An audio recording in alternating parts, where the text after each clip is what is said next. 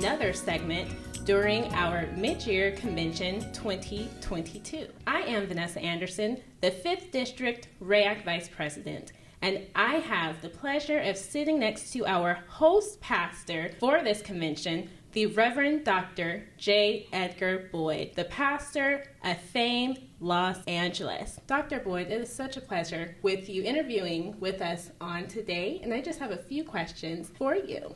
Thank you. Be happy to respond to them. So in leadership, from pre-pandemic to recovering from pandemic, what are some of the worship styles, some of the administration, some of the outreach that you've been able to keep as well as change up? That's a great question.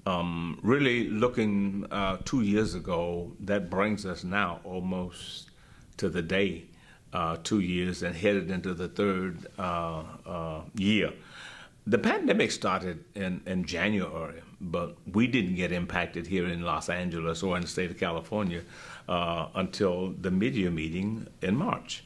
So at that point in time, the governor sent out a message here to Los Angeles, to LA County, to the health department in LA County to make certain that we begin to conform to the standards that were being put in place by the CDC in Atlanta, as well as by the Health and Human Services Department in Sacramento for the state of California.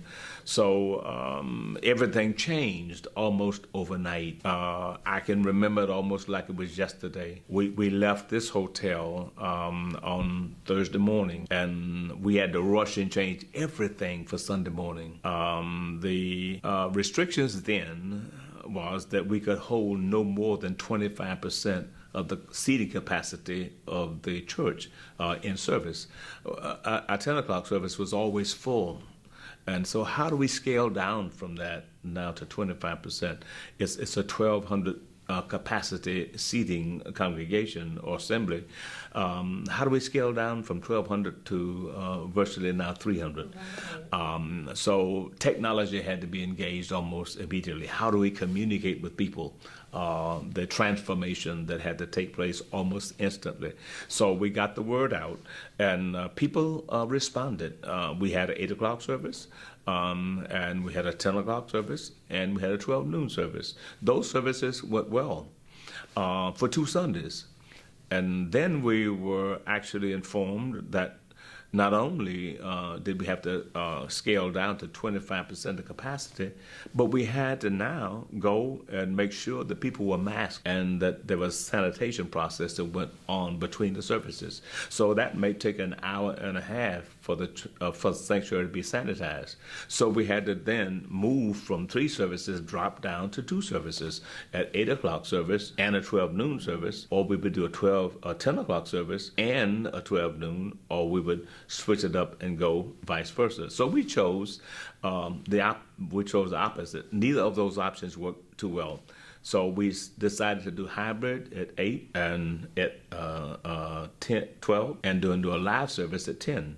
And that's worked well for us.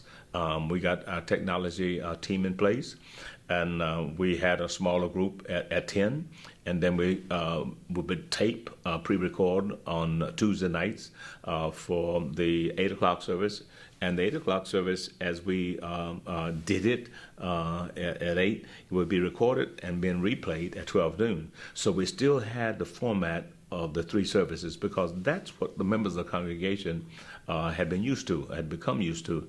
And in crisis situations and moments like that, you never want to bring about too much of a drastic change. So we tried to always use the pattern of what had been done in the past to go forward. In the middle of a pandemic, people are afraid. People are naturally just scared to death, and they should be, right. Especially when they start to see the numbers of not only morbidity but mortality, and people being put on respirators, and the shortage of respirators, and the fear that was and panic almost across the country. So for us, communication was important. So we built right away what we call a hand and heart ministry. That means all of the leadership of the congregation, every steward, every trustee, all the Sunday school staff, the teachers as well as our superintendents, all the leaders of our choirs and our usher boards, all of the chairpersons of our commissions and other organizations and groups. We came together every Monday night for an hour and 15 minutes in what we call a hand and heart call. It started out on a conference call. And we were able then to adapt real quickly to this new thing that was already present called Zoom. And as soon as we got people used to Zoom and they learned Zoom etiquette, how to get on and how to mute and how to unmute and how to keep things alive and real in the home and not have the conversation on Zoom interrupted by conversations inside of one home. It was fine. After about 3 weeks, we were fine. I mean, we were pros at it at that point. Yeah, and people learned how to turn their handsets or their laptops or their computers, desktop or PCs onto mute and back off mute and converse and participate in that. So after about 3 weeks, we were fine with that. We went straight through. So all the things we did in the official board, all the things that we would do in our meetings with stewards and trustees, we learned to do that in almost half the time. Because if you were in a meeting in a large room and people had to come up and use the microphone and then they had to go back and the next person came up, it's an instant. Punch one button, you're off mute and you're talking. So we were able to turn a 2-hour meeting into a 45-minute meeting. And we never met more than an hour and 15 minutes. And the last 10 minutes of the meeting was really when the agenda was completed. We left the screen open. We did it, big widescreen for everybody, and they got a chance to fellowship. And that became valuable after about 3 months when people had not seen each other presently and in person, hadn't seen the ushers on their board or hadn't seen the stewards on their board, had not seen each other at a 10 o'clock or 8 o'clock or 12 noon. So they were eager to see each other. So that reunion that took place, if you will, after the meeting was over was precious to them. Bible studies and prayer meetings, the same thing. It went that way. So we utilized communication and technology provided the base for our communication. We stayed in touch. And we made it intergenerational, made sure that nobody got left out, that the oldest and the youngest of those who wanted to participate and would participate, that they got a chance to do that. We finally learned how to receive new members into the church family. We put an e-join on our website. People could go on the website and join as a result of our invitation that went out over the lines as we broadcast or as we streamed our services. We learned also how to come back and how to do our membership training. Our membership orientation, if you will, our membership training is a 5-session course. Mm-hmm. We did that. We took about 3 hours, and we did all 5 sessions of that in a live. When I say live, I mean a live Zoom. Zoom makes it live. You're right, in person, real time. We did that, and we actually, with our Bible studies, at the end of Bible studies, we read people in the full membership who had completed the membership orientation classes. So everything for us, just we were able to pick it up and keep it real, keep it going, keep it streaming, and that's been a lifesaver for Fame Church. And all of the other stuff that we do administratively, we found a way to make sure that we distance inside of our offices, and that if there were 3 or 4 people in one office, we staggered the time. So people came in at different times. The finance committee did most of their work over Zoom. We learned very quickly how to move people from the envelope giving. And those who wanted to just had to and wanted to do just demanded doing it the old-fashioned way. They drove their envelopes by the church during the week, or they put them in the mail and sent them by. But Cash App, Giblify, and credit cards, the other online giving platforms were lifesavers for us for the income side. So we were blessed and favored because the platform, the foundation for everything was in place. It's almost like God prepared us for it. And he set the pandemic as a circuit breaker, if you will, to make things change a bit. Awesome. Yes, those were amazing things that you all have been doing at Fame, and really just as a flagship of the 5th Episcopal District, you all have really already set the bar high, but just to see that even during the pandemic and recovering from the pandemic, you all have not stopped. You haven't missed a beat. Right. And it's just awesome just to hear of all the different tools that you all were able to just put in place just to make sure that you were in compliance with everything going on with the pandemic, and just seeing that the e-join. Right. Churches don't realize that is really a tool now. So that is just amazing that you all have that available, and you had your a change in how you do your membership training, your new membership training. That's an awesome experience. Another thing too, in the middle of the pandemic, we realized that the pandemic that we thought would maybe be over in 6 or 8 months, at the end of the first year, we saw it getting worse, not better. Yeah. So we knew we were in it for the long run. So we began even before that. After about 6 months of it, we got to the governor of the state of California and told him that the black community is the community that's always going to be hit hardest because the pre-existing conditions that Dr. Fauci and the other medical professionals and CDC experts, the epidemiologists and stuff talked about, the black community was going to be affected and impacted by that the hardest because the highest levels of pre-existing conditions resonated in the black community. So we got to the governor and convinced him that something needed to be done. In the black community. So he put us in touch with the Health and Human Services Department for the state, Dr. Mark Ghali, who is the director of that program, then turned us over into the health department for LA County. And we began to talk and strategize. So we joined with a group that I had co-founded by another gentleman called the African American Community Empowerment Council for the full state of California. And we then worked with the health departments of the county and the state, and we put together a testing program. And there's a group called Color. It's an organization that does a collection of samples, all the COVID samples, and it's a group that uses another organization called Kirk and Elmer. Kirk and Elmer is a laboratory, so they took the samples that Color gathered, and they sent them in to Kirk and Elmer, and they did the analysis, and they sent the results back to individuals who actually took them. So the results that they sent back to us usually were in 48, most of the times 24-hour time. So we got 25 churches, 25 black churches across the state of California involved in that program. And coincidentally, 5 of them are AMEs right here in Southern California, and 1 in San Diego, and several up north, and we have 1 in Bakersfield. So we were very proud and pleased to be able to do that. To date, we have taken some 670 or so samples of testing for COVID, and we started out with about 17% of a positivity rate.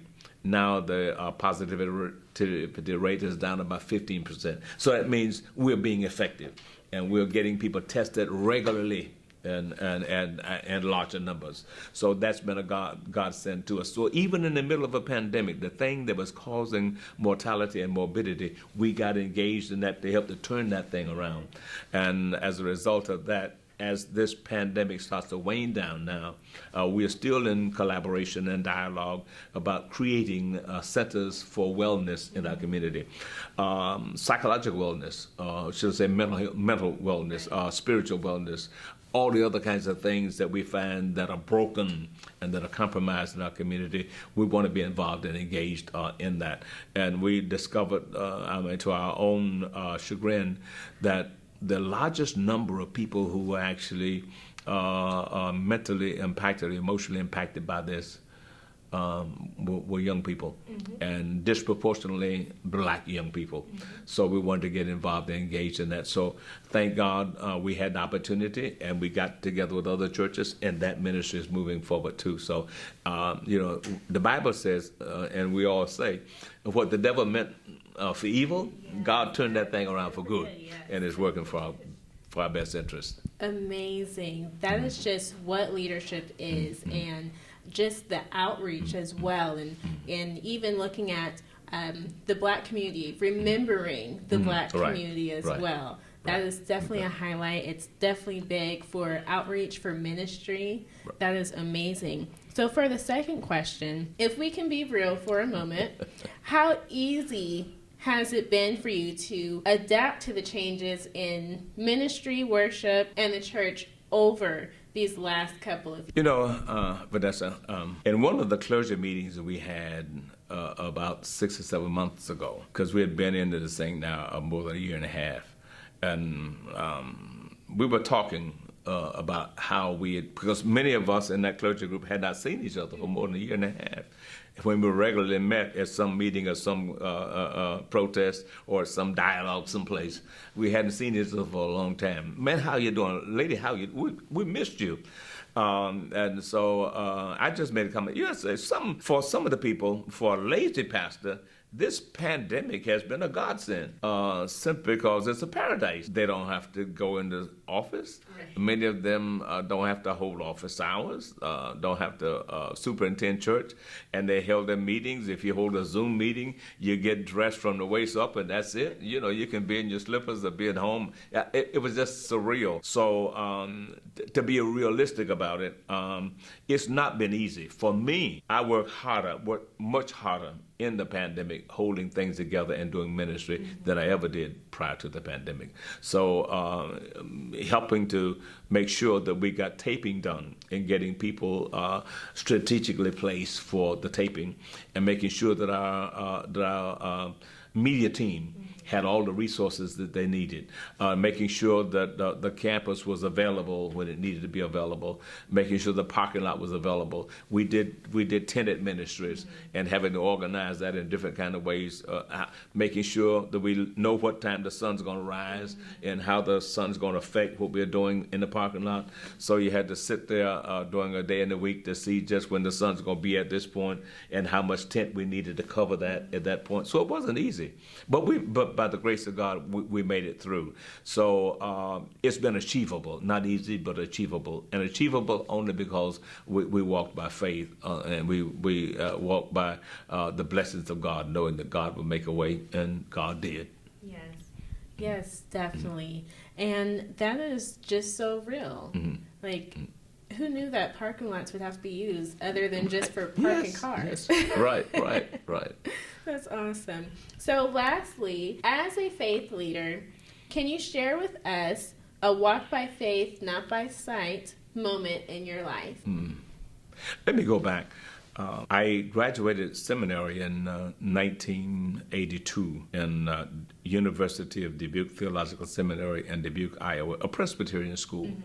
After I left seminary, Bishop H.H. Brookins was the bishop in the district at that time. He assigned me to a congregation. There was a body of people that had a telephone line, did not have a parsonage. It did not have a church, did not have a church building. The only thing it had was a parking lot, an old, run-down, leaned-over building that was used for an office for a big trucking company. And the church was meeting at a school called Concordia High School. It was a rented space that we went into on a Sunday morning, and we had our maintenance staff to go in either late Saturday night or early Sunday morning and set things up for Sunday school, and then have it also appropriately set up for morning worship.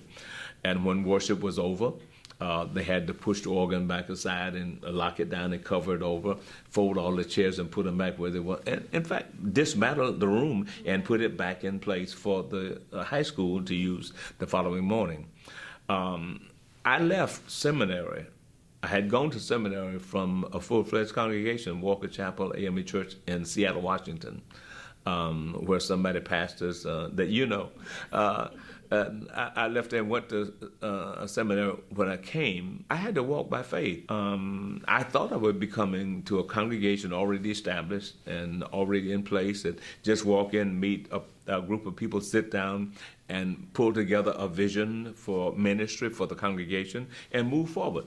That was not what I found. I found a ground, a rundown shack with a telephone, a body of people, and an opportunity to collaborate with God by faith. The thing that I needed was not there. It was there only through a vision. One of the projects that I did in seminary was to design a worship center.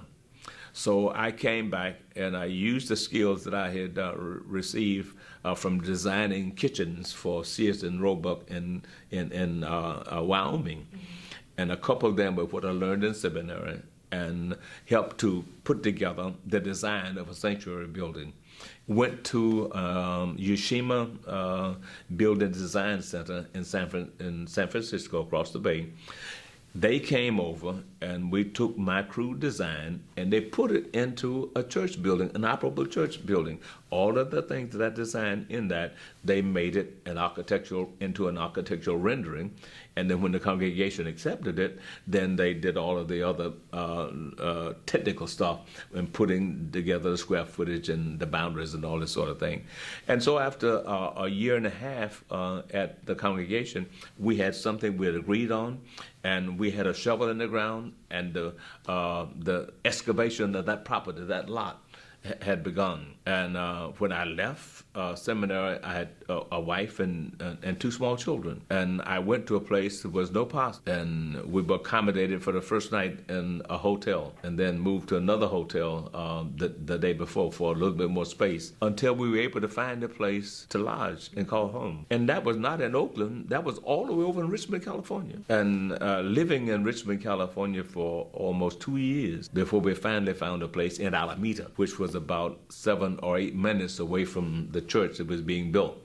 And long story short, in 1985, we marched from the Concordia High School over to the new church building that had been built. I say walking by faith, built by faith, because I could have gotten despondent. I could have said that this won't work. This is not what I expected. But by faith, I took that leap. By faith, realizing that the opportunity that was presented and the small amount of resources that were available and the power of God all wrapped up in one could make things happen. And the congregation that had been wrestling with building a church for more than 6 years got it done in a year and a half.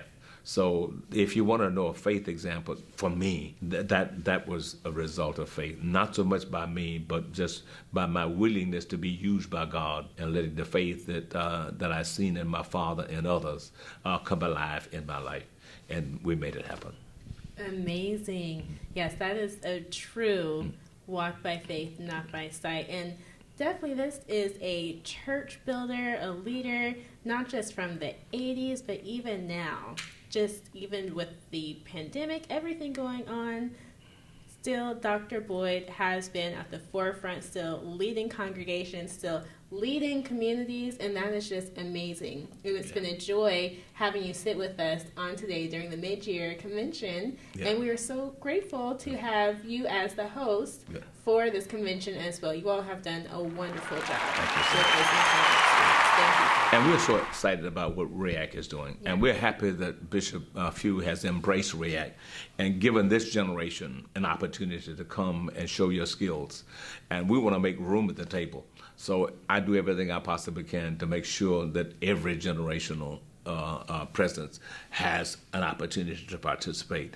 And this youthful young generation, I applaud you guys for your vision, for your forthright stalwartness. You didn't pack up, you didn't go home, but you keep on pressing the case. You speak up and you demand being heard, and you're being heard. And I want to join others who are of like minds to make sure that there's room, that your voices are not only heard, but they are actually applied to what we do. And we collaboratively move this thing together and make room for you, so that after a couple of days, you guys take the helm, you guys take the wheel and move this church where it needs to be. And the rest of us will applaud you and provide all the resources that we can to ensure that you do a good job. Yes, thank you so much, Dr. Good. Boyd. Thank you. Yeah. Thank you. Good. We learn from you. Well, we thank learn you. from your generation. Thank you so much. Appreciate it.